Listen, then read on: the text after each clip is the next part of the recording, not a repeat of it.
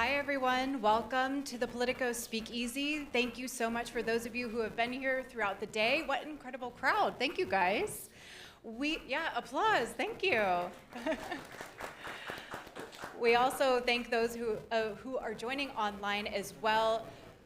I'm going to ask for your full attention coming up here because we have another excellent conversation geared up for you. And in order to introduce our special next guest, I'm going to welcome back to the stage my colleague Jan Chinsky. And so please give them a round of applause.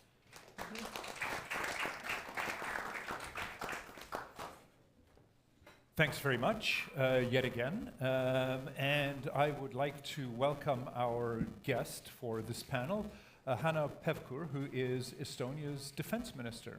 Thanks very much for agreeing to the chat. I'd like to start with the obvious question. How do you read the back and forth from the Americans' Hegseth's decision last week to cancel the deployment to Poland? Some of those American soldiers were also going to be linked to Baltic security. And then last night's Truth Social posting by President Trump that 5,000 troops are going into Poland. What kind of signal does that send to frontline European allies? Well, first of all, thank you very much for inviting me, and it's a great pleasure to be here. Well, the readout is quite simple, nothing new. So we've seen, or we've known that for a long time. So when President Trump was elected, basically he said from the very beginning that the force posture in Europe will be reduced, and they will focus more on eastern side of the globe, and this is why it was just a matter of time when this will be implemented.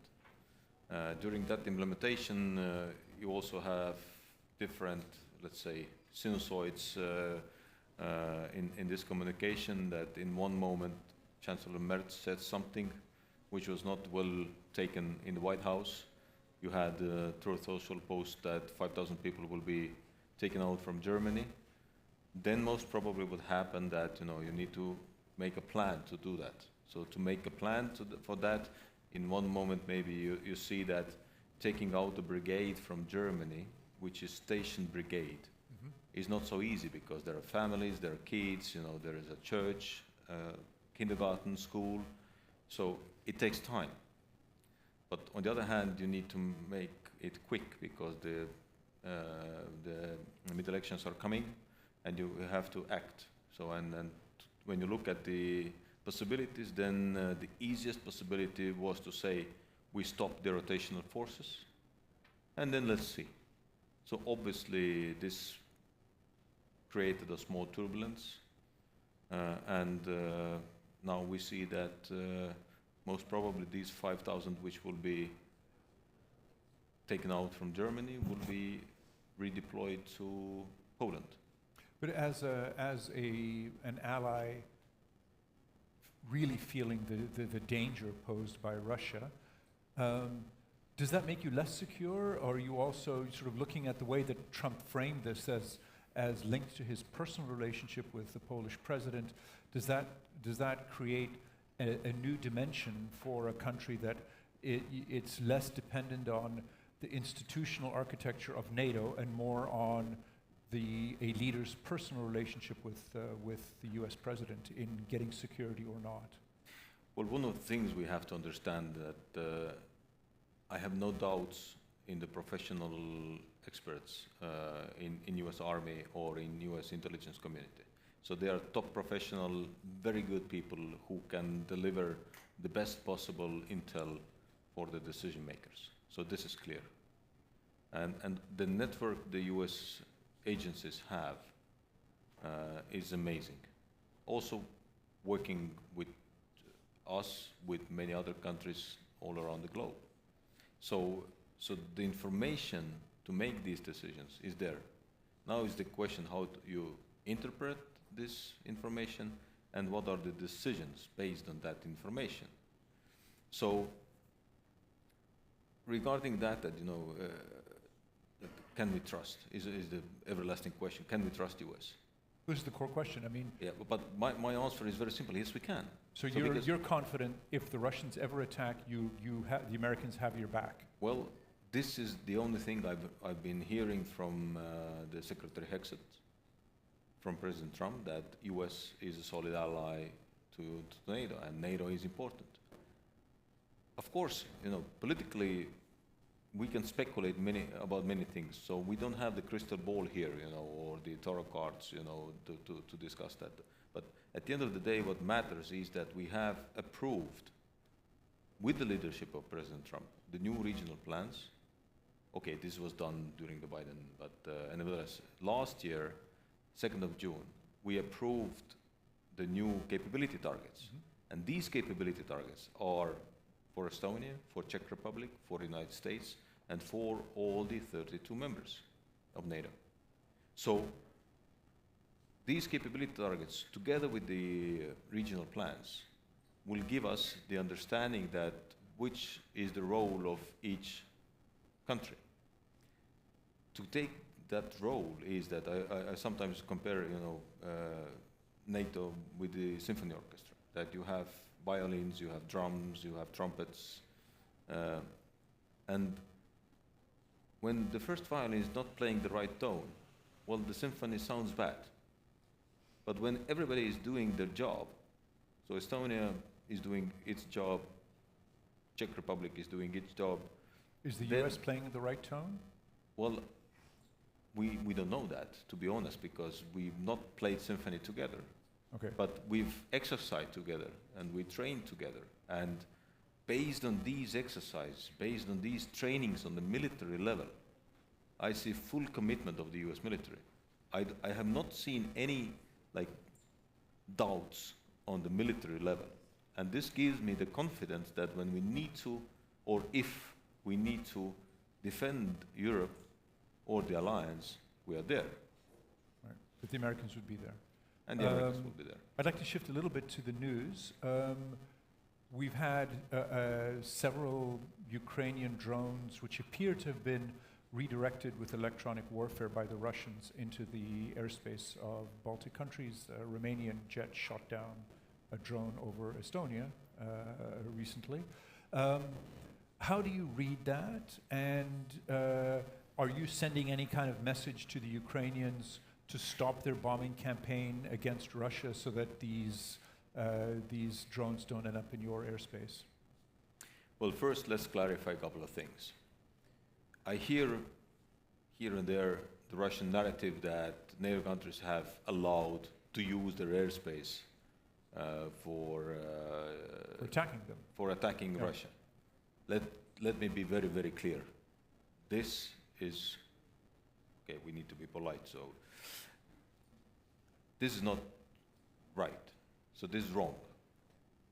We have never given Estonian airspace, Latvian airspace, Lithuanian airspace, Finnish airspace is our airspace.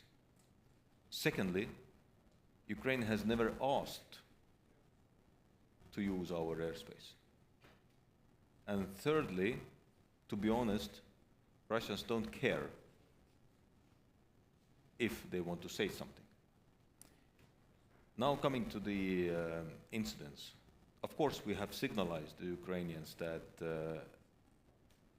when you plan something like that, then plan so that nothing ends up in NATO's territory.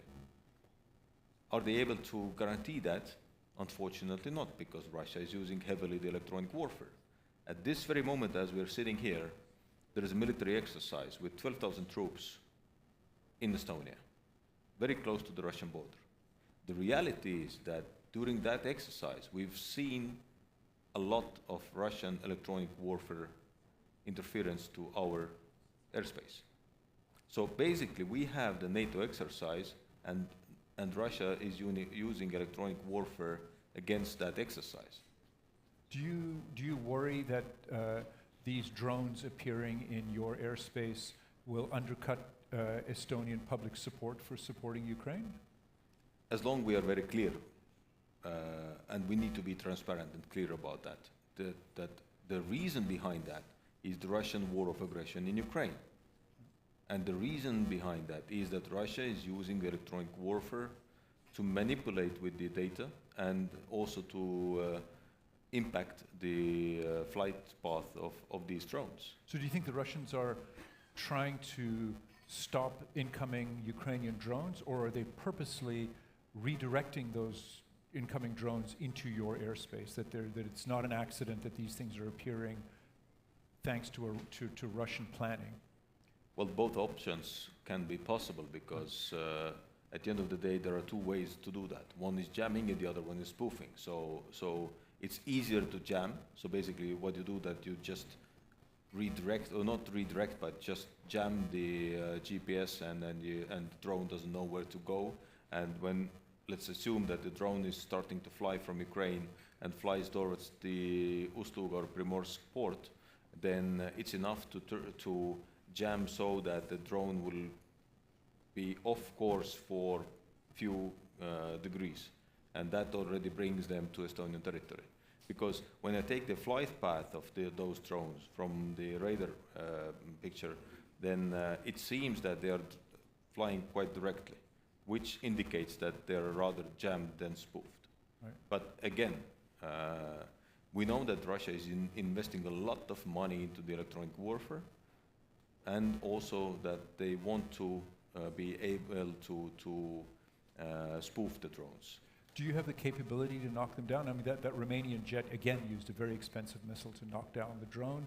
The Ukrainians, as they've showed in their own territory and in the deals they've struck with Gulf countries, have the ability to use much cheaper equipment to knock down the drones. Are you using that? Have you talked to the Ukrainians about adapting some of their tech to your own defense needs? We're not only talking to the Ukrainians, we're working together with Ukrainians. So in that sense that our companies are working together with Ukrainian companies.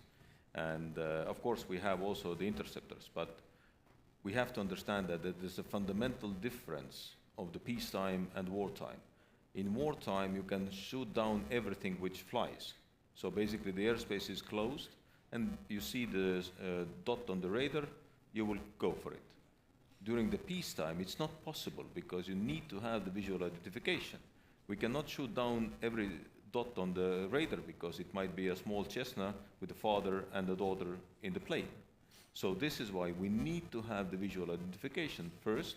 And secondly, when you take the Ukrainian pattern of the air defense, then it's multi-layered, which also we have the capabilities, but we are not always on that readiness level. And secondly, when you take that Ukrainians have roughly 50,000 troops every single day fighting with the drones, and even they cannot catch 15 to 20% of the drones, then that shows how difficult and how complex that is. I've been every 6 months in Ukraine, and I've been in all the command posts of, not all, but in many command posts of the air defense. And I see how difficult it is during the wartime, not talking about the peacetime when basically you have radar picture and the easiest and the quickest option to intercept is to use the aircrafts. I'd be interested to get, Estonia is often seen as, I guess, the most vulnerable NATO country to a potential Russian attack. You've got an ethnic Russian minority living in the east near the border with Russia. The Russians have made threatening noises for years about Estonia. How ready are you for the Russians? And related to that, you've got the NATO forward deployment, the UK-led force in NATO, whose role, I guess, until now was basically acting as a tripwire. I'm getting a sense more that they are now rethinking their role and actually seeing their role as stopping and defeating the incoming Russians as opposed to retreating and waiting for reinforcements to come from the West. Could you talk a bit about that? Well, when you're asking that how ready is Estonia, then the question is that how ready is NATO? But to be honest, and I'm being very frank, Estonia is more ready than NATO in general. We have reserve force, And our army is based It's a couple of 100,000 people that you can pull up to the army, right? We have, on everyday basis, 4,000 active duty officers and so personnel. On top of that, our wartime structure is at the moment close to 45,000. And we've exercised that every single year. And I'm very confident that in 24, latest 48 hours, we have that wartime structure in place. That 45,000 comes together with the Territorial Defense Forces, which is the Voluntary Defense League, plus the reservists, which is 20,000. And then we have 2 Estonian brigades, 1 British brigade, and on top of that, there is an Estonian division. So, and I'm very, very confident in that. So also these 12,000 troops, which are at the moment in the Estonian forest, close to the Russian border, these are all our reservists. So we have the obligatory conscription service. Each year we train 4,000 new soldiers, and this is our strength. This is the deep, so when you bring that to the US perspective, for instance, and when you take, let's say, and then we will increase our the wartime structure to 55,000 in upcoming years. So when you take 55,000 and multiply that to 300, basically what's the ratio between Estonia and US, then the US should have close to 20 million army. Right. So this is the ratio to understand. Full sort of mobilization of your resources to... Not full mobilization, as I said, it's the wartime structure. Mobilization reserve is additionally to that. Right. Now when you talk about the Russian population, with all due respect, we have 4 to 5 million Russian speakers in Germany, which is basically the number of people we have in total in the 3 Baltic states. In Estonia, during the full scale of invasion, we've never had a demonstration supporting the war in Ukraine. We've seen that in some cities of Europe. So now tell me where we have the problem with the minority. So they're loyal Estonians. Go to Narva, ask from the people in Narva that, do you want to live in Russia? Right. The answer will be never. Right. So, of course, we have the Russian minority. Every country has a minority. So we have also 50,000 Ukrainians or more. So does that mean that we have problem with Ukrainians? No. And again, it's about the possibilities and the freedoms you give to the people. When you take the Russian minority, they have all the freedoms of the European citizens. And they see at the same time what is happening in Russia. People are falling down from the balconies having a smoke. So people don't want to go there. Right. So of course we are dealing with that, and integration is important, and this but also those Russian speakers who are Estonian citizens are serving in the Estonian military.